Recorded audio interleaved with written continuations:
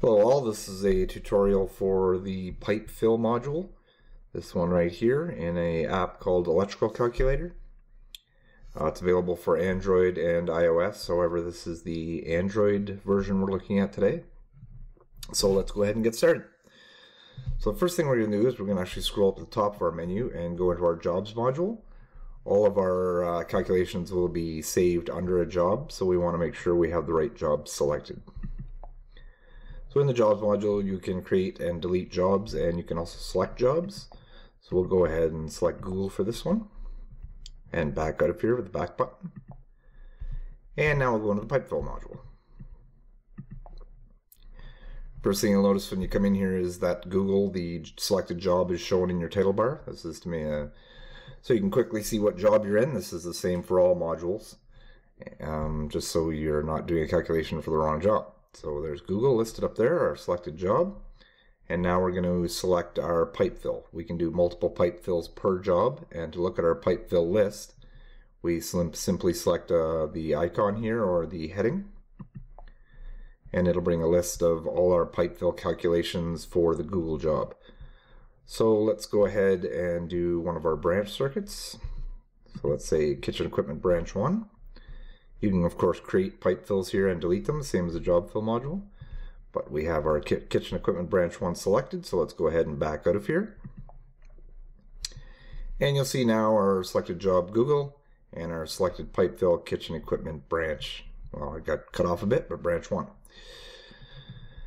Okay, so there's two different ways you can use this module. One is a very quick and easy way, and the other one is a little more complex. If you are using the same wire type and the same wire size in your pipe for all the wires, then you can quickly just select T90 or whatever wire type you're using from the list.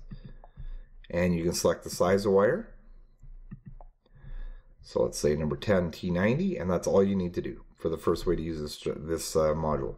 So once you've selected T90 number 10, you can go to all pipe or results, but all pipe will show you all your pipes, max number of selected wire. This is the column you're going to look at if you're doing a quick calculation. And so you can see we can put 5.5 inch, 9.75, 15 and a 1 inch, all the way up to 200 in a 3.5 and a 4 inch, 200 being the maximum numbers you can put in a conduit at any time. All these NAs represent pipe sizes that don't exist. So this is EMT we have selected right now, so there is no 3/8 EMT, and there's no 4.5 inch and up of EMT either. And you'll notice at the bottom, in the code reference, that we're using table 9 and 10 and table 8 to do our pipe fill calculations. So don't make the common mistake that people do and look at table 6 and expect this to match table 6. Table 6 is a very generalized table, allowing you quick and easy access to these numbers, but since you're using a complex pipe fill calculator, you don't need to use table 6. You're going to use table 9 and 10 and 8, and they're going to actually allow for a little more pipe fill than table 6 does. Anyway, so that's the quick and easy way to do it. Now we'll look at the more complex method. So in this method, we're going to add bundles of wire of different sizes. They can be different types, whatever you want. We're going to add them all into a single conduit and then check our pipe fill. So let's start by going T90 number 10 and say we're going to add 12 of those to our conduit system. And you'll notice right away down in our wire list, this is going to keep track of all of our bundles. It's showing our 12 number 10s, T90. It's the 1 of 1 bundles that we have in our pipe, and it also quickly give you a derating depending on the number of wires in the conduit. This is just a quick reference to show you that although you're adding 40 amp wire into here, it's actually derated down to 28 amps already because you have 12 wires in the conduit. So now we're going to add some number 12s into here. So all we're going to do is we're going to hit the add button to add a new wire list into our list here. And what it does is it makes a duplicate of what we already have in there, but we can easily change it. So we'll go T90 again, although you can select again from all kinds of different wire types, but T90 is pretty common. This time we're going to go to a number 12 wire. And this time we're going to put, let's say we're using 2 sets, so we'll go 8.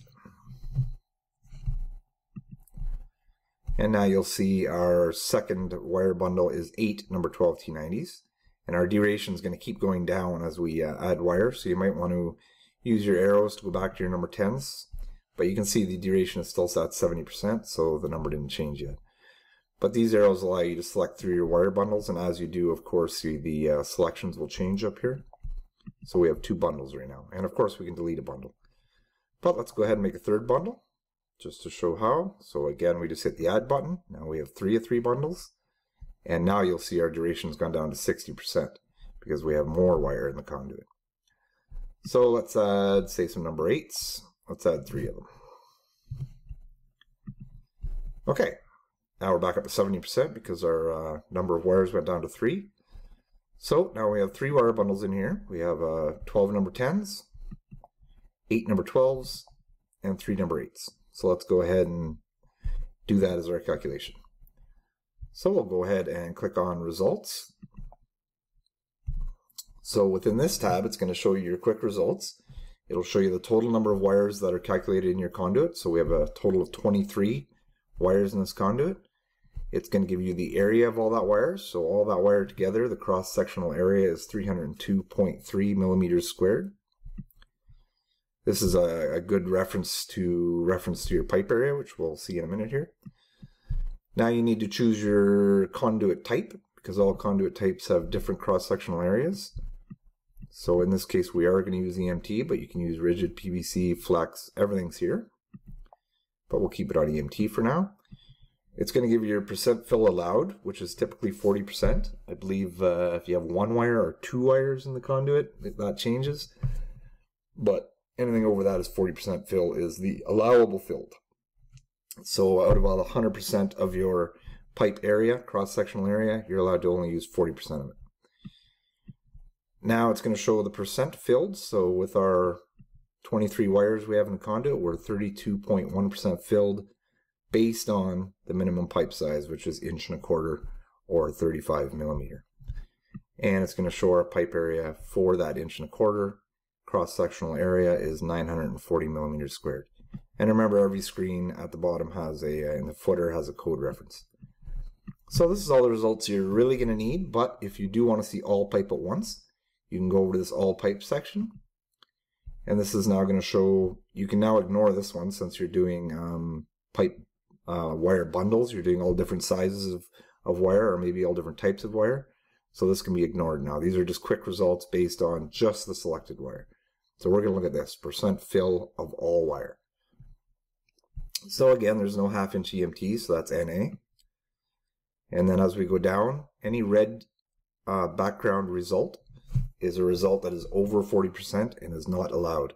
So you can see 1/2 inch is way overfilled, 3/4 is way overfilled, 1 inch is slightly overfilled, but overfilled enough that it'd be a heck of a pull, and of course you'd be breaking your code rules.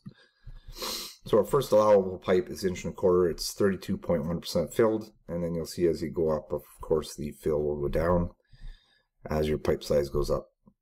So this is all really going to be in this result tab. You have your 1.25 inches, you have your fill percent, but where this can be handy is if your fill percent, say, was 39% here, you might want to go over and look at all pipe and just see what your next available pipe might be. You might want to step it up to 1.5 inches or even larger if you're planning on adding wire in the future. So that's about it. We now have a result calculated. So now what can we do with those results? Well, of course, they're all saved in the app under Kitchen Equipment Branch 1 under the job Google. But if we go into this menu up here, there's quite a few other options we can, or things we can do with this calculation. So let's go ahead and click on the menu. And we'll just go through these one at a time. So the first option is to email. What this is going to do is it's going to take your currently selected pipe fill, not all your pipe fills, just the currently selected one.